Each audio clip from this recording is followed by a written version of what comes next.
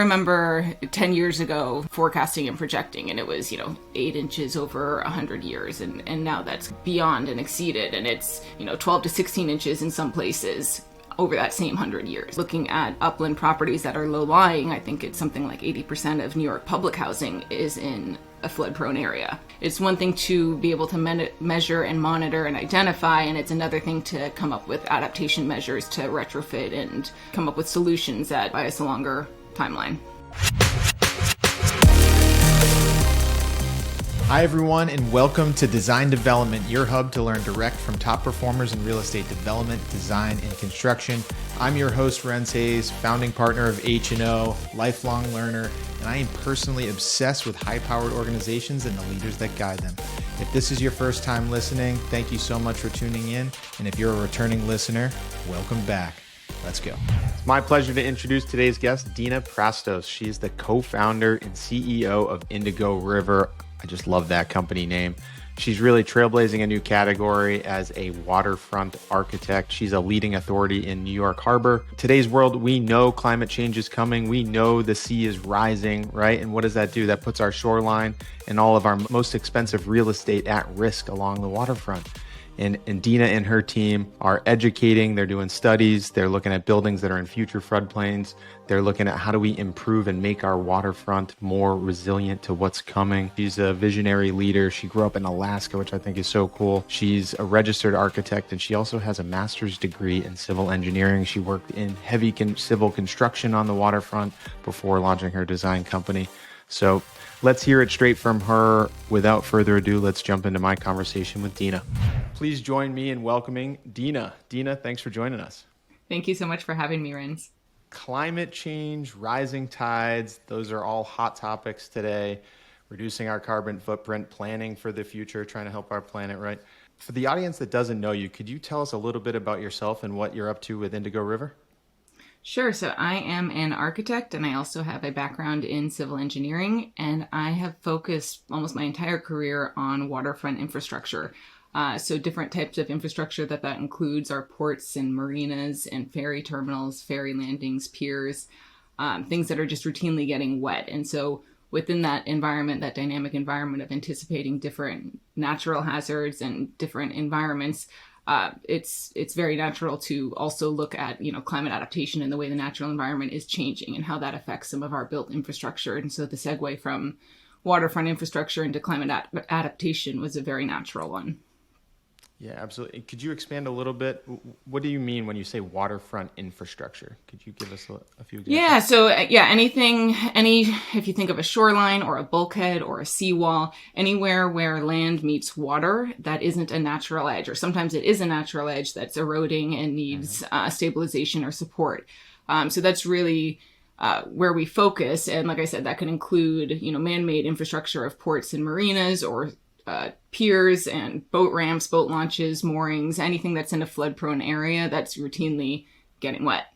What exactly is going on with the tides? Is there a rising tide? Do we understand how fast it's rising? Like, what's the risk? So there are projections that continue to be kind of exceeded, that we think, all right, in New York Harbor it's going to be 6 to 8 inches, and then the next year, well, no, we've already surpassed, it's going to be 8 to 12 inches, and it keeps on kind of increasing beyond what our projections are. But certainly as the Earth is warming, the water levels are rising. Wow. And so that's 6 to 8 inches in one calendar year?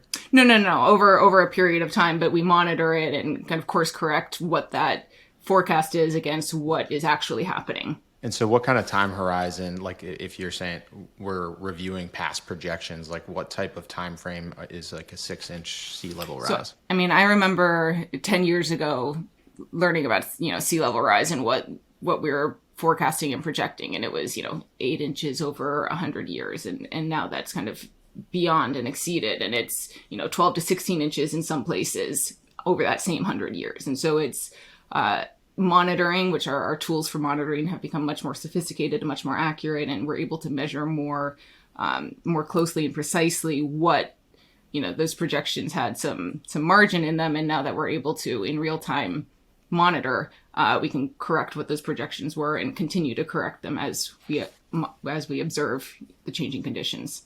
And just thinking about the property that's along the coastline, if we just talk about even just the United States, some of the most expensive property in the entire country is along the coast. And so if we try to quantify that risk, if we talk about a 8-inch or a 12-inch sea level rise over a 100-year span, what does that mean? If we talk about New York Harbor, where you're primarily based out of, and I know you're an expert in that area, like what does that mean to the property around New York Harbor? So it means it's due and it's ripe for adaptation measures, or it's vulnerable and prone to hazardous conditions. And that's a constant conversation, and it's come to the fore more recently, which is great. It needed to, but even look at not necessarily waterfront infrastructure that's prone to hazard or flood inundation, but looking at upland properties that are low lying. I think it's something like 80% of New York public housing is in a flood prone area. Wow. And so that's of concern. And so it's one thing to be able to measure and monitor and identify, and it's another thing to come up with adaptation measures to retrofit and come up with solutions that buy us a longer timeline. Yeah, that doesn't sound like something we can just choose to ignore, right? Ignorance is bliss, but the sea is rising.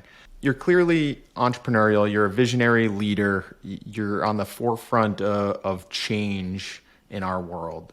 Like, what led you down this path? Could you share some of like your key influences from early life? Absolutely. I believe a large part of kind of what shaped me into who I am is that I was, born and raised in Alaska. And that's, I was born and raised in Anchorage, which is a city at the time, I think 350,000 people. But 15 minutes outside of Anchorage is untouched wilderness.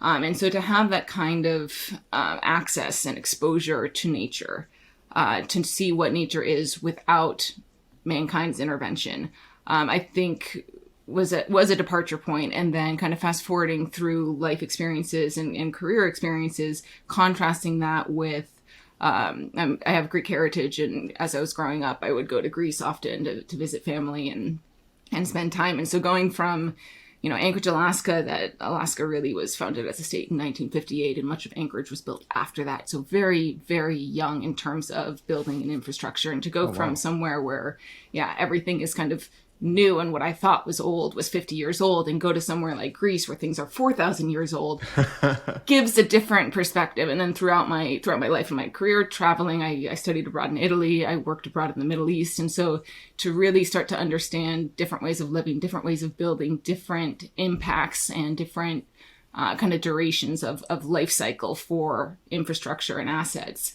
I think started to shape me. And then certainly also having grown up in one of the harshest climates, Alaska and their winters are brutal.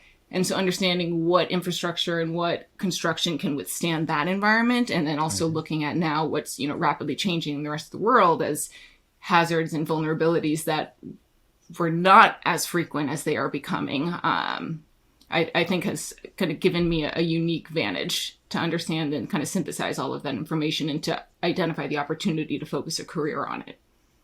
Wow. So your company, your career focus, environmental resiliency, I think it's kind of unique to draw a parallel. When I think of people that live in Alaska and that type of climate, I think of resilient. That would be like the first word that would come to mind. So I think that's pretty unique.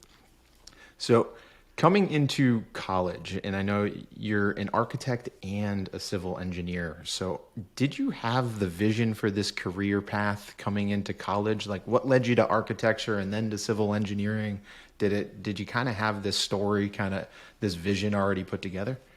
No, it formed kind of midway through my architecture education, and also in response to what was going on in the economic climate with 2007, 2008 kind of downturn and recession of, also not maybe fully understanding the value of the architect and having insecurities in my own understanding of how to practice architecture, and feeling like I didn't have a technical enough understanding or a great enough confidence to go out, which again, like no one does when you're in school and coming out of school. You need that experience, but kind of a self-identified area for improvement was within my, technical abilities. And so I again, and with the environment, the economic climate as it was, I wanted to also diversify my offerings against some of the students that I was graduating with to have a more technical understanding. And then even when I finished a master's in civil engineering, I, again, wanted a more, at that time, practical understanding of how to apply what I had learned in the classroom,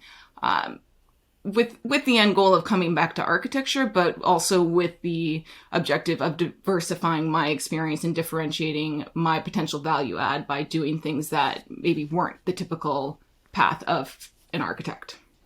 I applaud you for thinking so intently about your career at that age. And I, for one, if I share a parallel experience, when I was coming into college, I had applied to some public schools, to some private universities, and I was going to be a structural engineer. And I had a little bit of scholarship money here. State school's more affordable regardless. And I'm talking to my parents about it. And like, I, for one, coming into choosing my college education, choosing my career path, and like such a big investment, I had no clue what my earning potential was. I had no clue what people made in the working environment as I was making this. I was expected to make this big decision on what school to go to. So I had to start asking those questions then, but it was never something that was kind of like laid out for you, right? So I applaud you to think through that. Well, I'll back up and tell the full story because it took me a kind of a wake up call to get there. And when I finished high school in Alaska, I was an athlete, a soccer player, and I was recruited to play for University of Connecticut, which is a phenomenal Division I athletics program. Love that. And I went, and knowing that they didn't have an architecture program and knowing that I wanted to be an architect. And so I kind of got through midway, finished my first semester and was not enjoying my coursework. The athletics were phenomenal, but kind of had this rude awakening of, all right, I have partial scholarship, but I'm taking out a lot of loans. I don't know what my career is going to be here. What am I doing? And so it took that wake up call to realize, all right, I ended up transferring and getting full scholarship and for athletics and for academia. And so I went to an architecture program where, that is what I wanted to do. So it took that kind of rude awakening to get there and then to stay focused. Yeah. I mean, good for you for focusing on your coursework, right? I think as an accomplished athlete and even playing in a D1 sport like that, a lot of people aspire to do that. So not everybody can do it. So to have that opportunity and then to still make the decision that, hey, this isn't the right path for my life, even though this is such a great place to be for sport. And it's hard when you're that age and you're thinking, athletics are everything. But it's also, you start to see one injury can end a career or an athletic career. And beyond that, then what? And so that's also puts into perspective the other opportunities out there. One of my questions for you today, from Anchorage, Alaska to New York City, did you find this path? Those are two completely different places in this world. Like, how did you end up in New York City? Is it somewhere from like your experience in college? So I ended up transferring to New Jersey Institute of Technology, and that's where I finished my undergrad in architecture and my master's in civil engineering. And my now husband is from New Jersey, who I had met in college. And if anything, I would say this theme of kind of resiliency and adaptation and versatility, certainly a girl from Alaska ending up in one of our most urban environments in the country, and also kind of in between and before and after spending time working in the Middle East, it kind of requires that ability to be flexible and adapt and observational to the environment to be able to, try to be successful. Looking into the start of your career, so I want to walk up and move towards this decision to take that entrepreneurial spirit and launch and go on your own. Your passion was architecture. You knew you wanted to develop a technical competency to add value to that architecture background. You started off by going to a self-performed large civil engineering company. Is that right? Could you tell us about that decision and what you gained from that experience? Like, what did you learn there? So what I was seeking out and what I did learn was who are the people that are actually putting together these, lines on a piece of paper, as, architects are often in an office and drafting and designing and, 2 dimensions, 3 dimensions, whatever the tools that you have are. But I had a lot of questions around why would I, and even after, the more technical degree in civil engineering, why would I pick one system over the other? And how do these things actually go together? And what are the conversations going on in the field? And I had this voice in my head thinking, if I were to just continue down a traditional architecture path and walk out to the site one day and kind of overhear the mostly men on the construction site say, what was this architect thinking? Or, that was kind of haunting me. And so I wanted to be on the ground and have those conversations and understand the conversations that were taking place to be able to bring that back into the design world. That's a massive advantage as an architect, right? One, you learned how to communicate and talk with the construction environment, Whole which nother is an language, entire yes. skill in its own, right? Yeah. And then it gives you insight to bring better value to your clients and what you're trying to do as an architect. Or even and it gives empathy to really understand where they're coming from, because a lot of the times they're not wrong. It's just they have a different vantage. They're working with what they have in the field. And so to connect the dots and understand what they're working with and how they're working and translate that into a part of the design process, it enriches the whole, design scheme and the construction of it and then the end result. Empathy is a good word for it.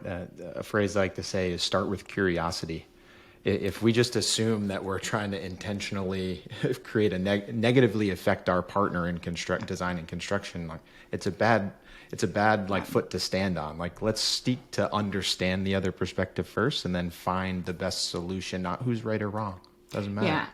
All too often, I feel like there's kind of opposition between design team or architects and engineers or engineers and contractors. And that in my mind isn't, it isn't efficient. If we're all kind of can speak the same language and can communicate with each other and get aligned, it's for the betterment of the end result.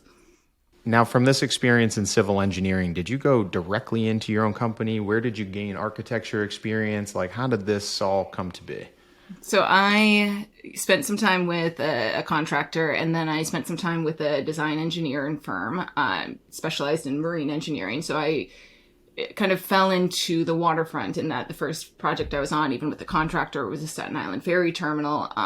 And from there, I had, unique exposures into waterfront typologies, especially the regulatory permitting processes, the impacts on the environment, alternatives analyses. So even early on in the project that I was on a design build. And because I had a background in architecture and I hadn't expressed interest only to stay within construction, I was put in a position where I could liaise with the designers on that design build on behalf of the contractors. So from a junior level, but that exposure and that experience of contractors talking to engineers and on this waterfront project, when I ended up switching and going to a design engineering firm, translated very seamlessly, because now I understood the conversations that were taking place at the table and was just having them from the other side of the table at that point. And so I spent a couple of years in the design engineering firm and had accrued more than I could, if you're familiar with the NCARB experience settings to get licensed. I accrued way more time than I needed in that O setting, the other setting, the atypical architecture hours. And so it came kind of pressing in that we were at the time pushing within this design engineering firm to also, hire on a licensed architect that could sign off on my hours and some other architects in training, their hours, and that just wasn't coming to fruition. And so I ended up switching and taking a position at a more traditional architecture firm, still focusing on some waterfront projects, but in an effort to become licensed. This experience was your first time kind of being exposed to a career on the waterfront. Is that right? And that's where like this whole experience kind of connected the dots, or was the civil firm also like water focused? The construction firm that I worked for, the project that I was on largely was waterfront. And then the design engineering firm that I went to had a marine department, which I was a project manager within. And so the projects continuously were waterfront projects, different typologies, but all waterfront projects. And then the architecture firm, maybe the least of which was waterfront, but I needed that, traditional experience under an architect's purview. And would you look at that jumping from the civil firm to a design firm, did that feel like a horizontal career move? Yes, much of my early moves seemed kind of, sidestepping, and it wasn't for lack of doing well within the companies that I was, working in, but I had an atypical path, and I didn't fit into a box, and so it was hard to kind of move me within the normal career progression. And so I was frustrated by that at some points, but stepping back and looking at the larger picture and looking at what that has allowed me to do was absolutely worth it. 100%. And I think people can get I know there's a saying, it's either you got to be earning or learning, right? And so like early in your career, it's easy to get frustrated that you're not earning as much as you potentially could. But even if I think of my early career, the work that I got exposed to and I was working on in the first 4 years of my career, I felt like I was poorly compensated for the things that I was doing, but it's because whether I was right or wrong, I thought that if I got to that ability, that was like part of the peak of the the career, and I was going to be earning a lot more money. So right or wrong, that was my expectation. But those were such critical years of learning for me, and I think your story paints a really good picture of being patient, but also being intentional about understanding your strengths and weaknesses and continuing to build your skill set as you kind of create this vision for your career, right? Yeah. And did you, when you were making these horizontal moves, did you have the vision that you wanted to launch your own company, or did this kind of come to fruition? Not necessarily. I mean, I think at a base level, going into architecture, there was always this appeal of being able to be a sole proprietor and to be able to work anywhere that there are people, to be able to add a value and offer service to society that is necessary. And so, I mean, that's kind of at a base level. But throughout my early career, the first 10 years, I'd say, I wasn't looking, A, to even get licensed necessarily, or B, to launch my own company. And that was kind of more born out of, frankly, poor work experiences and terrible work climates. Oh. So I was looking. These were cultural shifts you were looking for. Yes. By and large, I was looking, and I felt like I had more value to offer than was that I was either allowed to, or being realized, or not even, I didn't need the encouragement, but I felt capable of adding much more value than I could in whatever system I was set up in.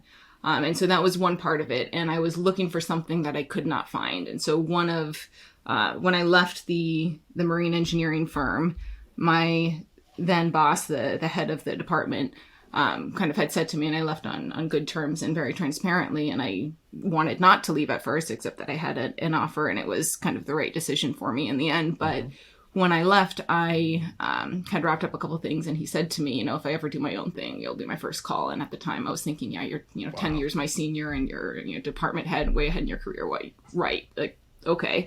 But then a year later, I was at this architecture firm, and the culture was not what I was looking for, and it wasn't a healthy work culture. And I got back in touch, and we started talking, and it was a little while after that we started kind of putting in motion a plan to partner and launch several companies, frankly.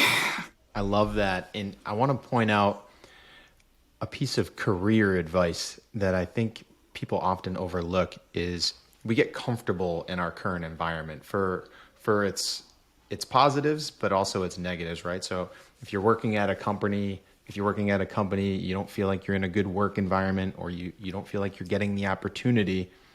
And sometimes people continue to push down that path instead of taking a step back and say, like, am I at the right company? Am I in the right environment to find opportunity, to grow as a person?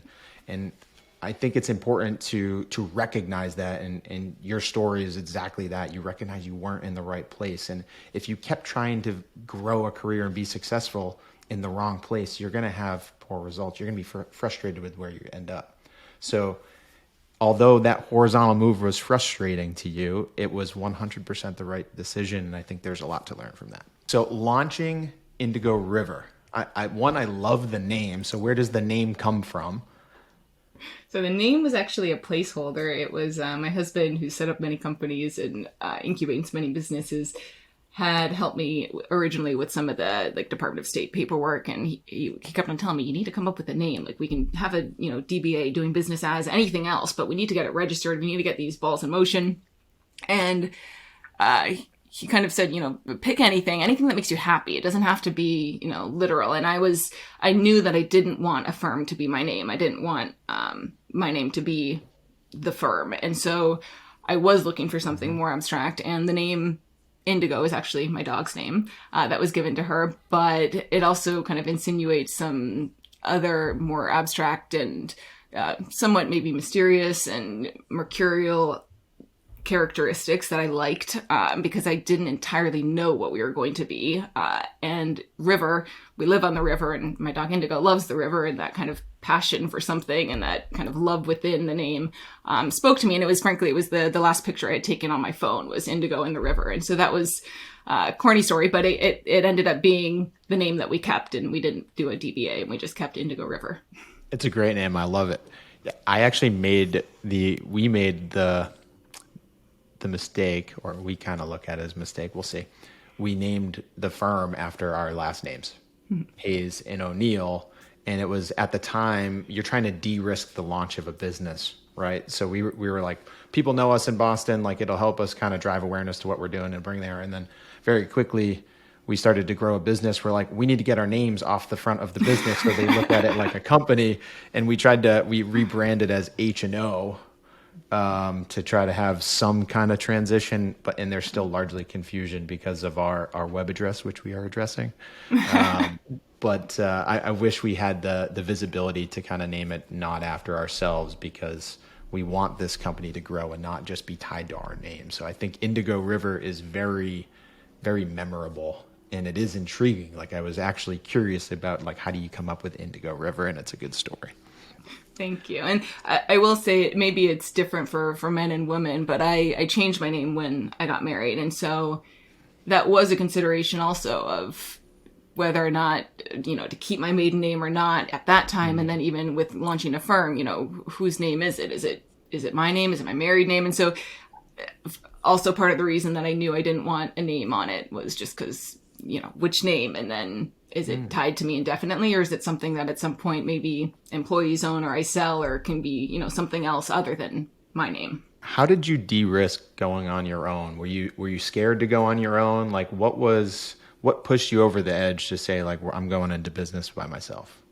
So I would never say that I would never say that I went into business alone. I've had a partner from day one, from day zero, Shay Thorvaldson, who has, like I said, 10 years more experience than me. He had been in business on his own prior to that. I didn't mention, but I had a short stint where I launched a business with my husband, a cooking school, complete tangent. But my husband has a wealth of business experience as well, which I was able to tap and support me kind of along the way. But very early on when we launched, and we were very thoughtful about who our first clients were and how the agreements were structured. And so several of the first contracts were, we also had non-competes to deal with that we didn't want to, burn any bridges or, step out of line with contractually what we were, obligated from our past employers. And so the first contracts that we took on were all in the capacity of owners representation. And so we were advising owners, and we negotiated them all to be on a retainer basis. So from day one, we had our salaries, and we didn't have to worry about cash flow for the first year or so. That's great. And so from that departure point, we were able to, add on different types of contracts and lump sum and T&M and whatever the different kind of payment structures and fee structures there were. But that gave us a little bit of runway to do that comfortably. Yeah, and that's predictable revenue, right, when you get in an owner's rep. And what type of owners? Are these commercial building owners? Waterfront. So waterfront assets. So marinas. I think our first 3 clients were all marina clients. 4 clients were all marina clients. And those are existing marinas? Existing and in different, either in redesign or in construction for a new design. Yeah. Okay. And are you still serving those types of clients in that exact capacity today? Yeah, actually, I think 3 of the 4 are still active clients today. All right. And I think, could you help share, we'll dive into more about what Indigo River is all about. Like, what are your service areas? Owner's rep for marinas, for existing buildings and new buildings. Could you kind of expand on that? Sure. So we have certainly owner's rep for waterfront assets, and that's, expands from marinas to ports and different types of ports. Certainly, as of recently, we're working on several offshore wind ports in New York. And those are, ports are not all the same. They have different requirements and different loading. And so we're working both as owner's rep and on design team. We offer constructability service. Both my partner and I came out of a construction background. So oftentimes we'll sit with the designers and talk through, how things are literally piece by piece assembled and what some of the, fatal flaws are, or look at alternatives. Environmental permitting, working on the waterfront. It is one of, if not the most heavily regulated environments and typologies that you'll work on. So we're dealing with, especially within New York City, you're dealing with city, county, state, federal jurisdictions, agencies having jurisdiction. And so that's kind of a tightrope walk in and of itself of anticipating what the regulatory concerns will be and making sure that the design can surmount those. And then certainly design for waterfront typologies. And that could be, bulkheads or seawalls or piers or boat launches, boat ramps, and ports and marinas. And I'd say beyond the typical design services, we also offer a lot of ancillary services where we'll do, rapid cost estimating and life cycle assessments and benefit cost analyses. And that's translated not only for specific waterfront infrastructure, but also for any flood prone areas where assets are in a flood zone and subject to be inundated, and looking at waterproofing or flood proofing technologies and applications. On that last note, is that something an existing building owner, a marina, or like the city would hire you to kind of assess what is there and what the risk is, to then quantify, like, how do we move forward, or what do we do to minimize this risk? And how do and so we'll look at, in different asset managers, whether governmental or private, we look at, what is the existing asset and what are the vulnerabilities, and to what level does the owner desire protection, or what is required by code if we are doing a renovation already. And so we'll look at the resiliency strategy holistically for the site, but also for an existing asset, or of course for a new asset as well. All right. And could you share maybe an example for the audience? Let's use New York Harbor, maybe a recent single project or a coastline that you're doing work for the city. Like, what type of things are you identifying that are at risk, and what are like some of the remediation or like the things that we can do to make our shorelines more environmentally resilient? Sure. So I'll speak to one that I'm excited. I'm actually going to the topping out party in 2 days. But Wildflower Film Studios is one of Robert De Niro's kind of latest projects, and it's a vertical film studio in New York City and in Queens and Astoria, and it sits on Steinway Creek. So we were originally brought in to work on the waterfront, the marine engineering. So it's a riprap shoreline, and it was eroding actively. And there was some old, vertical timber face crib that was also eroding and not in good condition. And so they wanted to put a public park in this area, and they needed certainly the marine infrastructure to be improved. And we ended up putting in a rehabilitated and natural, riprap shoreline, and then a vertical gravity wall, so precast units. And on top of that, we have, and behind that toward the building, we have a boardwalk system and lots of natural plantings and whatnot. So that was the original scope, and that was kind of a typical type of project for us to get involved in. And during the design development for the building itself, for the vertical film studio, the site in its entirety was in a flood zone, an AE zone, and subject to inundation and many different code requirements. And so there were a lot of different consultants that had, valid but differing viewpoints and vantages on what they were doing to meet code, but there was no one holistically looking at what is the building's, resiliency methodology, and how are we strategizing for that. And so there were a couple broad strokes decisions that we helped kind of direct, and not only for capital costs, but for operational considerations as well, around, what programming is where, and given the type of programming and the type of occupancy, what are the requirements? So one of the broad strokes decision was to raise a lot of the public programming to the second story, and much of the ground level is parking, and it's wet flood proof. So it allows, when there are storm surges and hurricane events and severe weather, for the water to inundate.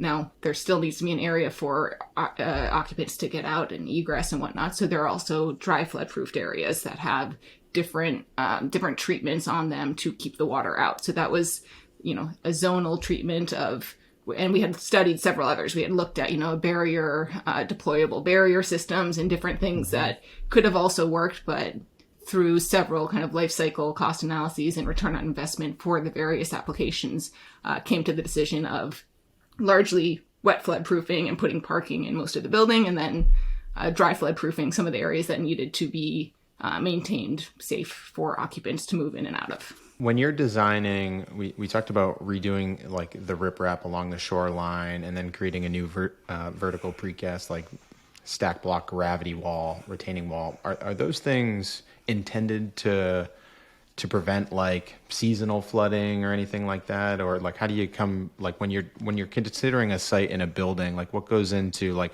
do you manage it in the site or do you lift the whole building up to level 2 and make it parking? Like, do you balance both of those options? How do we? So, one of the very early decisions is, considering where you're drawing that kind of edge condition of, and granted, this is a tidal area, so water's rising and lowering on a routine basis, but where is that line on a plan of wet and dry? Mm-hmm. Even though it's a zone, it's a littoral zone, and the water lines are moving, low water, high tide. But understanding also that we were rebuilding something that was there, and you can't just fill out into the waterways. You never get a permit to do it, and there are several reasons why, but kind of negotiating, and the same way that you're, if you're calling I don't know which version of the ARE, the architecture exam that you took, but there's kind of that cut fill analysis that you want to equalize as much as possible. And you don't want to be bringing in a lot of material. You don't want to be hauling out a lot of material. You want to kind of keep a net zero on the site. That's similar when you're looking at shoreline. So we recontoured the shoreline, and certainly where there was vertical face, we were able to go out a little bit because of the structure that was previously there and what its footprint was. But we realigned much of the shoreline to have kind of a natural, in appearance, curve to it, but also to make it more constructible so that the contractor wasn't finding, waypoints all over the place that were not easy to build. And so that's something that we had considered and looked at and generally look at when we do work is how much are we encroaching or how much are we carving back and giving back to the waterways, and trying to balance that kind of cut fill analysis. All right. And to help the audience understand your complete services on this project, it sounds like there was a base building architect and complete design team, and then is your team the civil engineer, landscape architect, or purely a consultant from managing? So for the marine engineering, we owned the marine engineering. So the shoreline, the riprap, and the gravity wall, we owned under our contract. But for the resiliency and upland work, we advised and consulted on strategy. We were not the engineer or architect of record for anything related to the building, but we met with them and workshopped with them, both the structural engineering team, the civil engineering team, the architect of record, all of them to kind of align an MEP, all of them to align to be able to find the best solution for the design team, but really for the life of the program. All right. And for someone, let's say there's a new development in a coastal area in New York, in Boston, anywhere on the coast, what's the appropriate time to get you involved? Is it before they buy the land? Is it entitlement? It often is. It's I part of me and kind of my experience of traditional architecture and a concern that I have is that the traditional contract of a client or an owner coming to you with a survey, a site, and a program, because I've found all too often that either it's not an appropriate site. I feel like architects should be involved for site selection if there is a known program, or if the program isn't known, but you have a site to be able to consult and advise on highest and best use for a given site. And so, yes, to answer your question, the earlier the better, that we can get involved. And we don't necessarily look to, take all the scope, but we look to advise in our area of expertise, which really is the waterfront and everything related to building on the waterfront and the return on investment. And we've, turned up pro formas, whether for marinas, for, how many slips you can have and what your capital expenditure will be for your operations revenue in the future. And so that's kind of a holistic approach to waterfront. To me, it sounds like a no-brainer type of investment. Like we already established, this is some of the most expensive real estate in the world is on the coastline in major cities of the United States. So it's a worthy investment to think through the future of that building, right? And it's also one of the most vulnerable typologies. So to consider risk early on is very important also. 100%. And for a development that say is existing, what are some measures that, let's say they don't have the luxury of pulling public space up to the second floor because the building's designed, they have public space, interior building on the first floor that's now deemed to be in a floodplain, right? Because the floodplain is rising. It might not have been when it was originally built. What advice do we have for those owners? Like what are their potential solutions? So there could be many, and some of it does come to, programming analyses if there is to see if there are other options for the space that they already occupy and to reconfigure things so that maybe storage of, things that can be elevated if needed in anticipation of an event. But there are other, multi-pronged approach of backflow prevention and check valves and things that can go in and retrofit existing utilities infrastructure, raising utilities, even if you can't raise other assets on the ground floor. But there are certainly, having pumps and having backup generators and things that can help make an existing piece of infrastructure more resilient. And this is all in your services. Is this something you help them quantify and identify these areas of risk? Yeah, and we do. And we'll even get on the phone with insurance agents to talk about kind of what the risks are and what the prevention measures are, planned to be, to see if there's anything that we're missing or to see if we can get a lower premium in consideration of some of the designs that we're proposing. If I think intuitively about urban environments, the buildings are literally built on the lot line. So they don't have much more private land to actually put up a barrier on the outside of the building. Are cities, municipalities looking at this type of thing? Like how do we like holistically kind of help solve and mitigate flood issues in the future? Because at the end of the day, these are United States assets, right? Like they're important. The value of these assets are important for the economy. So I will say so as far as a individual property owner, and especially if it's a private owner, can take their kind of risk mitigation measures, there's a whole nother return on investment looking, regionally or within a neighborhood for prevention methods. But that's tricky because it takes coordination. And if it's, rallying up disparate private entities to agree on something and different stakeholders, it can be a very long process to navigate and doesn't always, result in anything tangible. So at the city level, certainly there are projects out there that are looking at, zonal systems and zonal barriers for whole neighborhoods and whole coastlines. And they're much more effective than looking on a property by property basis. Going through like a feasibility study on one of these, what type of time horizon, like how do you manage the cost? Because like we could make every building like future proof, right? Like this will be here for the test of time, but we have to balance costs. So like what type of, how do you look at time relative to this risk? I love that question. So I'm always generally pushing for the longer time horizon to be considered. But we look at it on a couple different, or in a couple different ways. So certainly we can say, 50-year design life, or we can say a category 3 hurricane, or we can say, storm surge events, or whatever the hazard is that we're trying to protect against. And one of the earliest things we always try and do is show and illustrate to the owner what the risks are, so that they can decide what the goals are to mitigate against. And so that's a very early analysis that we do. And like I said, we always push for longer. That's generally the longer return on investment. Not every client is aligned. Some are, looking to flip a property and get out. They just want to do what the bare minimum is by code. Can't control that. But as far as, asserting our agency, we really try and educate the client and present them with the options. And then once they make the decision, move forward with, that direction and that goal for protection. It really is risk mitigation. If I think about a building on the coast that is susceptible to future floods, I'm having a lot of conversation in, let's say, net zero carbon building, right? Like passive house type of construction. There is a holistic movement for those regulations and building requirements to continue to increase. And if I look ahead 5 years, let's maybe 10, but I think even within 5 years, there's going to be a big advancement in the requirements of updating existing buildings. So if I have a building today that's not operationally efficient, it's very inefficient, the exterior wall assembly isn't even close to, it's basically like open air coming in and out, that's going to be a massive cost to update that building in the future when I have to touch it again, right? Yeah. And I look at this coastal risk as a very similar risk. Like you have that potential real estate asset is going to require more money in the future to maintain its value. So if there's a way that we can make it more resilient today in a much smaller cost, and we can package that and prove that, I would think that we could sell that at a higher value later.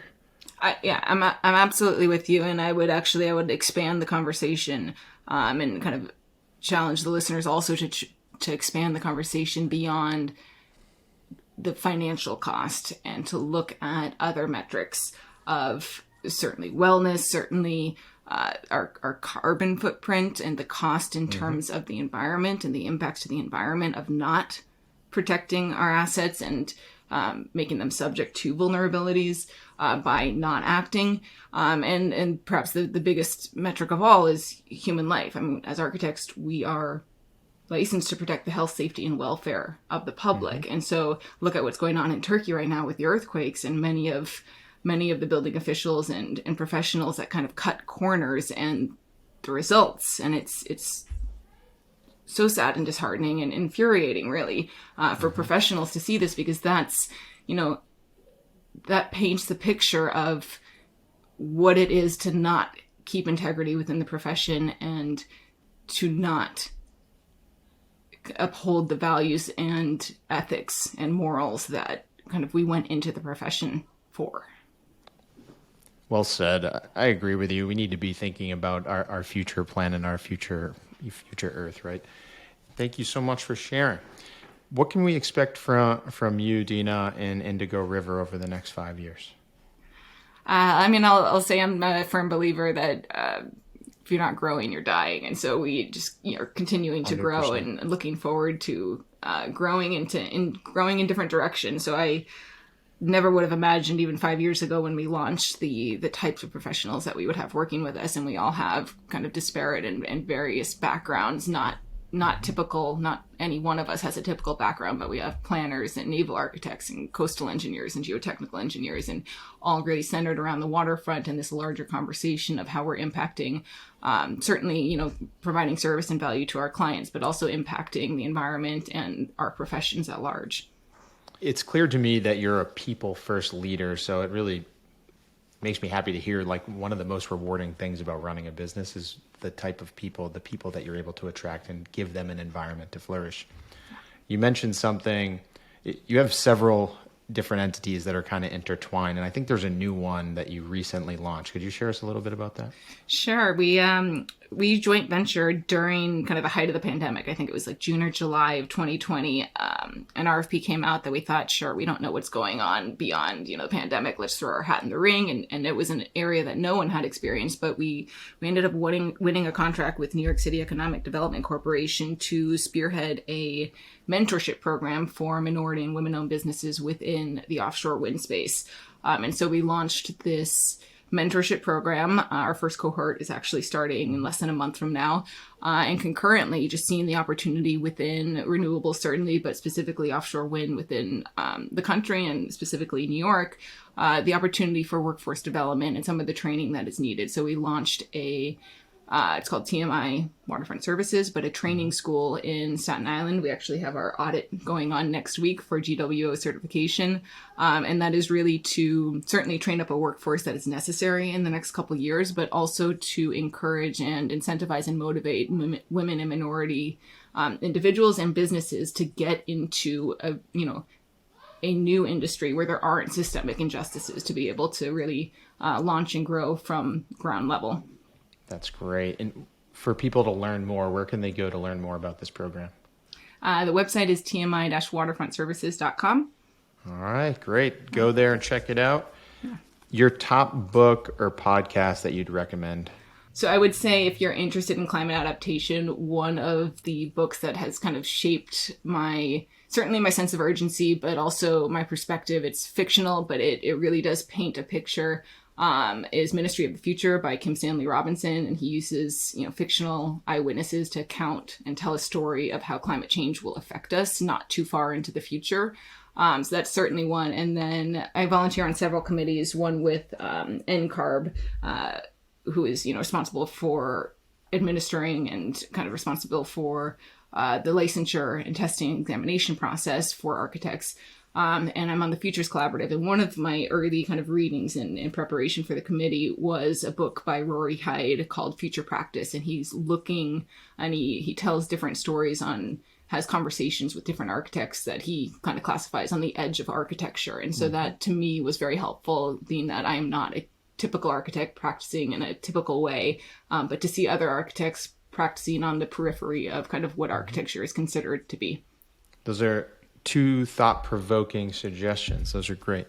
And to wrap things up today, what advice do you have for the emerging leaders out there? Investing in your relationships and finding value in people is certainly something that has helped me, and also understanding that no one will care more about your career than you. And so taking ownership of it and driving it and not kind of sitting in the passenger seat in whatever company that you're in, especially if you're not happy there, but to see and to find and to make the opportunity to change it and to drive your career where you want it to be. Dena, thank you so much for taking the time. I really admire your entire story. I think it's so cool that you're from Alaska. I want to go there someday. But obviously it's a story of resiliency, and thank you for doing good in this world and taking care of our shorelines and creating a company or companies that are great places for people to build a thriving career. So Dena, thanks again. It was my pleasure to be here. Thank you for having me, Rens. Everyone, can't thank you enough for tuning in today. I hope you got a ton out of today's conversation. And if you could do us one favor, if you did get value, please like, share, and comment. Subscribe on whatever channel you're tuning in on. Please leave a review. It helps us expand and grow and support more people. That's the end goal. We want to bring the insights of these amazing guests to as many people as possible. Thank you.